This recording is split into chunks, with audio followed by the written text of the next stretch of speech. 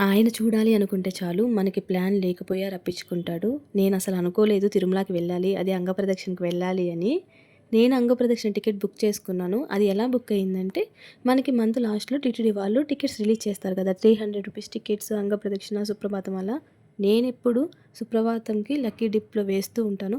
But ఎప్పుడు select కాలేదు. ఇంకా ఆ రోజు ట్రావెలింగ్‌లో ఉన్నాను. నోటిఫికేషన్ వచ్చింది టీటీడీ యాప్ నుండి. ఏంటని చూస్తే అంగప్రదక్షిణ టికెట్స్ రిలీజ్ అని చెప్పారు.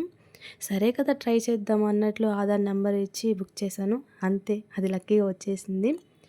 నేను ఊరుకుంటానా, తిరుమలకి స్టార్ట్ అయిపోయాను. నేను లాస్ట్ వీడియోలో చెప్పినట్లు తిరుమలలో 10:30కి దిగినాను. ఇంత జర్నీకి టీ మ్యాండేటరీ కదా! తాగేసి అలా తిరిగేశాను. జనాలు చూసారా ఎంతమంది ఉన్నారో! నాకు 12కి రిపోర్టింగ్ కాబట్టి మొత్తం తిరుగుతూ కూర్చున్నాను. నేనెప్పుడు ఇంతగా గుడిని దగ్గరగా గమనించలేదు. మేమెప్పుడు వెళ్ళినా పొద్దున్నే రావడము, ఈవినింగ్ వెళ్ళిపోవడం అంతే. అలా లీనమైపోయి చూస్తూ కూర్చున్నాను. నెక్స్ట్ వీడియోలో అంగప్రదక్షిణ ప్రాసెస్ ఎలా ఉంటుంది, ఎక్కడ మనం రిపోర్ట్ చేయాలి, అండ్ మనకి దర్శనం ఎన్ని గంటల్లో అవుతుందో చెప్తాను. Please stay tuned and thanks for watching.